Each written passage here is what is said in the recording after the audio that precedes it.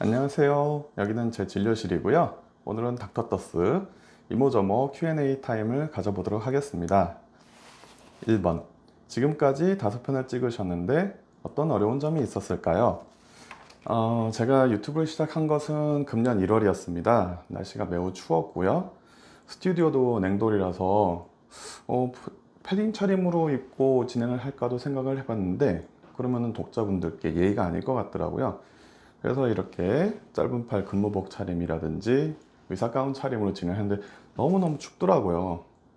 게다가 이제 전자칠판에 판서를 하는데 손이 곱아가지고 글씨가 잘 안 써지는 거예요. 그래서 마음에 안 들어서 썼다 지우고 반복하고, 또 이제 폰으로 촬영을 하다 보니까 화면은 그럭저럭 나오는데 이 목소리가 작게 녹음이 되는 거예요. 그러다 보니까 이거 어떻게 하지 했는데, 제가 생각한 방법은 일어서서 신명나게 춤추듯이 진행하니까 그나마 목소리가 좀 나오더라고요.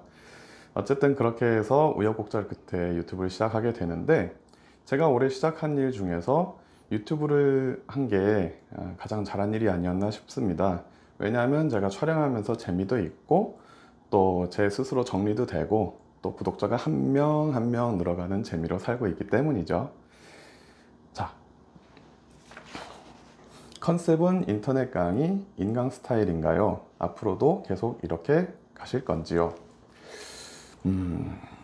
아무래도 독자분들께 피부 클리닉에서 일어나는 시술 정보나 의료 상식을 쉽고 효과적으로 전달하려다 보니 저절로 그렇게 좀 진행이 된 것 같습니다.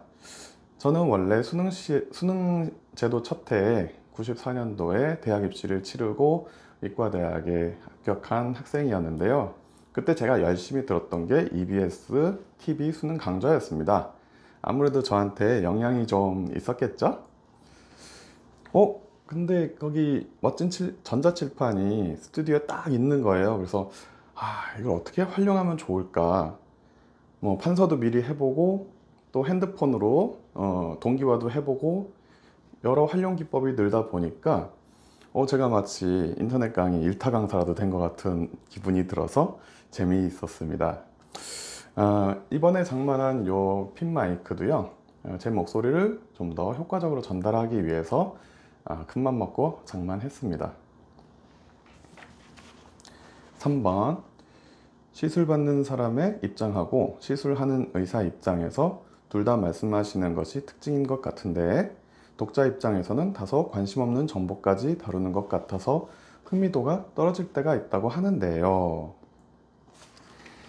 다른 의사 유튜버 분들 영상을 보면서 나까지 비슷하게 찍지는 말자가 제가 유튜브를 찍기 전 첫 번째 구상이었습니다. 저는 후배 의사쌤들 앞에서 강연을 하거나 세미나를 진행하는 경험이 많은 의사예요. 그러다 보니까 임상 현장에서 겪는 의사들의 고충이나 시술 디테일이 떨어져서 생기는 문제점들에 대해서 많이 알게 됐어요. 예를 들면 보톡스가 있잖아요. 턱보톡스. 우리가 주사 시술이니까 누구나 다 똑같이 시술할 것 같지만은 실제로는 10명이면 10명 다 다르게 시술하거든요. 근데 그 조금의 차이가 시술받는 사람 입장에서는 크게 다가와요, 차이가. 왜냐하면은 이제 턱보톡스 맞고 일어날 수 있는 흔한 부작용 중에 하나인 사탕물기 부작용을 예방하는 방법이라든지, 아니면은 얼굴이 다소 기신 분들이 호리병 얼굴이 안 되도록 하는 요령이라든지 신경 쓴다든지, 또 최대한 덜 아프게 주사를 놓는 요령 같은 것들이 의외로 의사쌤들이 그런 거에 둔감한 것 같아요. 효과 부분에서는 많이 신경을 쓰시는데 그 다른 부분에서는 좀 놓치고 있지 않나, 그런 생각이 들었고요. 구독자분들 중에 의사쌤들이 많이 계시지는 않겠지만은 그분들도 저의 유튜브를 보면서 좀 얻어가는 게 있었으면 괜찮지 않나 했던 게 제 두 번째 유튜브 구상이었습니다.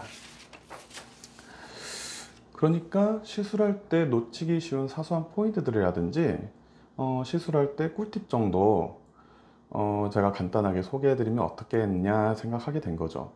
구독자분들도 제가 무슨 소리 하나 가만 들어보시면 이해가 가는 부분도 있을 것이고, 의사쌤들 입장에선 이렇게 생각하기도 하는구나 정도로 여겨주시면 감사하겠습니다. 4번. 다른 의사 유튜버 분들보다 표정이나 액션이 크고 재미있어서 흥미롭게 보고 있는데요. 간혹 루즈해지고 집중하기 힘든 때가 있어요. 네. 제가 이제 종종 일어나서 신명나게 진행하는 이유는 거기 스튜디오가 날이 추워서도 있지만 전자치반이 크잖아요. 그래서 왼쪽 오른쪽 움직이면서 효과적으로 활용하기 위한 것도 있어요. 근데 저는 이제 진행이 갑자기 왜 루즈해지는지 이미 알고 있습니다. 무삭제, 무편집의 원칙으로 진행을 하기 때문에 처음부터 끝까지 한 번에 찍거든요. 그러기 위해서는 제가 내용을 미리 통째로 외우고 진행을 하게 되는데, 아마추어 유튜버다 보니까 잔실수들도 하고 발음도 세고 그리고 머릿속이 갑자기 하얘질 때가 있어요. 그러니까 그런 것들은 좀 이쁘게 봐주시고 앞으로 열심히 하겠습니다. 5번. 요즘 유튜버들과는 다르게 밑에 자막도 없고 편집도 거의 안 하는 것 같은데 컨셉인가요? 능력인가요? 네, 유튜브 하는 의사 지인분들 중에 구독자가 10만 명이 넘고 쇼츠는 실시간 1위를 찍는 대단하신 분이 계세요. 그분이 저한테 하시는 말씀이 본인이 잘 할 수 있는 걸 해라. 그리고 꾸준히 안 할 거면 시작하지도 마라. 마지막으로 편집에 공들이다 보면 주말도 없고 손이 너무 많이 간다라는 말씀이었어요.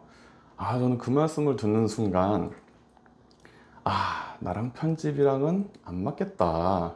제가 편집에 신경 쓰는 순간 나 같은 성격은 골로 가겠구나 하는 생각이 들더라고요. 왜냐면은 저는 뭐 하나에 탁 꽂히면은 그것만 파고드는 성격이라서 제가 편집을 하기 시작하면 다른 일상생활이 안 될 것 같더라고요. 콘티 짜고 그건 지금도 하고 있지만 영상을 찍고 사운드 따고 또 그 다음에 집에 와서 자막 작업하고 편집하고 밤새 돌리고 아침에 일어나서 딱 봤는데 마음에 안 들어. 그럼 또 수정 작업하고 이게 한두 끝도 없겠더라고요. 그래서 국립 끝에 나온 결론이 그렇다면 나는 편집이란 걸 하지를 말자. 그러면 대신 내가 뭘 보여줄 수 있을까? 저는 마침 강연쟁이니까 무삭제 무편집으로 할 수 있겠다 생각을 하게 된 거죠. 그래서 지금처럼 엔지나 더 고고 컨셉으로 즐겁게 하고 있고, 저는 화려함보다는 이런 라이브 느낌으로 승부하겠습니다.